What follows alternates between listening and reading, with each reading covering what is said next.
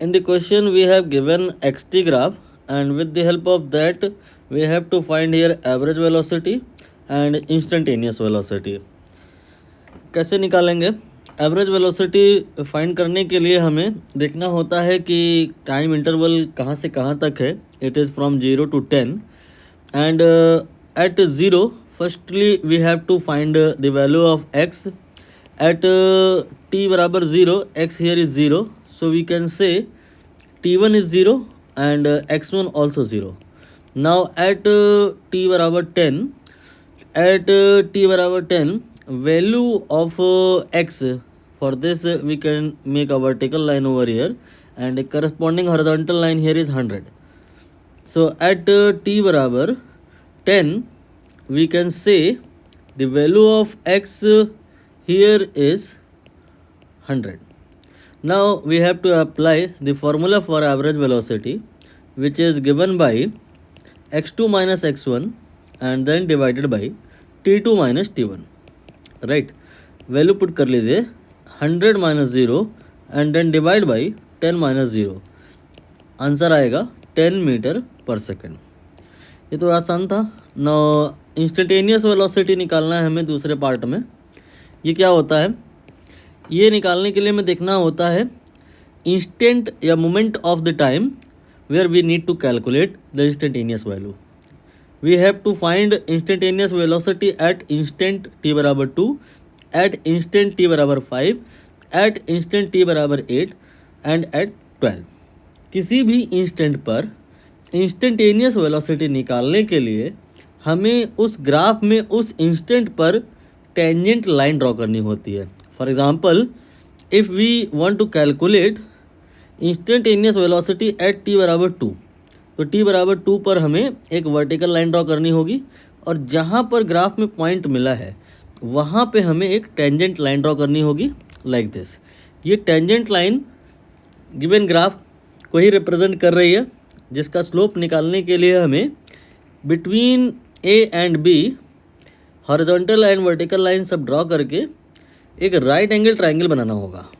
ये मैंने right angle triangle बना लिया, और अब इस राइट एंगल ट्राइंगल में परपेंडिकुलर और बेस फाइंड आउट करना होगा. सपोज करिए ये पॉइंट आपका m है, तो b से m तक का जो दूरी है ये परपेंडिकुलर हो जाएगा, जिसकी वैल्यू 50 माइनस 0 यानी कि 50 के बराबर हो जाएगा. ठीक, अब बेस के लिए क्या करेंगे? a और m के बीच में बात करेंगे. a पर है 0, m पर है 2.5, तो वैल्यू आ जाएगी 2.5. तो perpendicular here is 50 and base here is 2.5. And slope क्या होता है? p upon B, perpendicular upon base, that is 50 divide by 2.5. इसे सॉल्व करेंगे तो कितना आएगा? ये आई थिंक आ जाएगा 25 दूना 50, 20 metre per second.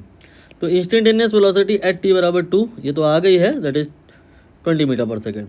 Now if we talk about instantaneous velocity at t बराबर 5, again we do same. What? At t बराबर 5 एक पॉइंट मार्क करेंगे, फिर वर्टिकल लाइन बनाएंगे. ग्राफ में जहाँ पे पॉइंट मिलेगा वहाँ पे हम एक टेंजेंट लाइन ड्रॉ करेंगे. इस टेंजेंट लाइन का स्लोप हमें निकालना है. ये टेंजेंट लाइन हॉरिजॉन्टल है, इसलिए इसमें हम कहेंगे कोई स्लोप नहीं है, स्लोप 0 है, इसलिए इंस्टेंटेनियस वेलोसिटी 0 है. ठीक है. ना इसके बाद में हम बात करेंगे नेक्स्ट एट t बराबर 8. तो t बराबर 8 पर क्या होगा? 8 पॉइंट t बराबर 8 यहाँ कहीं आएगा. इस पर वर्टिकल लाइन ड्रॉ कर लो इस तरह से, और जहाँ पे ग्राफ में पॉइंट मिलेगा वहाँ पे टेंजेंट लाइन ड्रॉ करेंगे. ये टेंजेंट लाइन जो है स्लोप निकालने के लिए आगे पीछे बढ़ा ली जाएगी, और 2 पॉइंट ढूंढे जाएंगे, और उन 2 पॉइंट को इंक्लूड करते हुए एक राइट एंगल ट्राइंगल बनाएंगे by drawing horizontal and vertical line. ये आपकी हॉरिजॉन्टल लाइन हो गई और ये वर्टिकल लाइन हो गई. इसे आप a बोल लो, इसे m बोल लो, इसे b बोल लो. अब a से m तक का जो वैल्यू है ये कितना आएगा? इसे परपेंडिकुलर कहा जाएगा.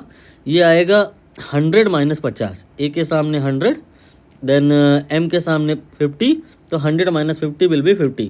नाउ b के नीचे 7.5, m के नीचे 10.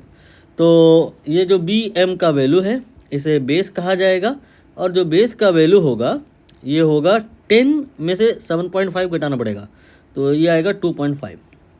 Now perpendicular upon base value क्या आएगा 50 divide by 2.5। Again we get same. आप इसे नहीं भी करते तो चलता। क्यों चलता? क्योंकि दूर से दिख रहा था, क्या दिख रहा था कि जो लाइन है आपका ए बी और जो लाइन है आपका सी डी, ये दोनों पैरेलल हैं, दोनों का इंक्लिनेशन सेम है।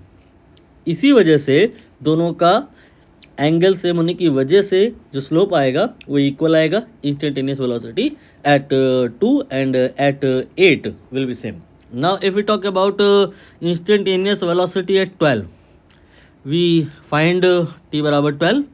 t बराबर 12 is here and at this point we draw a vertical line. Point on the graph will be at A. Now at point A we draw a tangent line. This is your tangent line and we have to find the slope of that tangent line. ये कैसे निकलेगा? इसके लिए हमें दो point लेने होंगे, suppose C and D। इनको इंक्लूड करते हुए एक राइट एंगल ट्राइंगल बनेगा। इस राइट एंगल ट्राइंगल में परपेंडिकुलर की वैल्यू और बेस की वैल्यू निकालेंगे। परपेंडिकुलर की वैल्यू कितनी आएगी? इसके लिए हम C के सामने देखेंगे 100 है, फिर यहाँ पे देखेंगे M के सामने तो आपको 0 मिलेगा। 100 माइनस 0 ये 100 आ गया परपेंडिकुलर का वैल्यू। और M यहाँ पर 10 है और D यहाँ पे 15 है। 10 और 15 के बीच में कितना आएगा? वो बेस का वैल्यू होगा, दैट विल बी 5। तो बेस इधर है 5, परपेंडिकुलर है इधर 100, so P by B perpendicular upon base will be 100 by 5। We get here 20। अभी लेकिन थोड़ा वेट कीजिए, समझिए ध्यान से। ये आपका जो आंसर है रॉन्ग है। रीज़न बीइंग आपको यहाँ पे इंस्टेंटेनियस स्पीड नहीं निकालनी है, ये इंस्टेंटेनियस स्पीड है, हमें वेलोसिटी निकालनी है। तो वेलोसिटी में प्लस माइनस का ध्यान रखना होता है।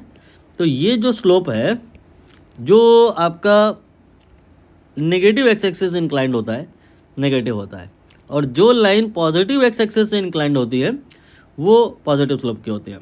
तो वेलोसिटी यहाँ पे मैग्नीट्यूड वाइज तो सही है, लेकिन डायरेक्शन वाइज अगर बात करें तो माइनस के साथ लिखना होगा, तभी आंसर इधर माइनस दिया हुआ है।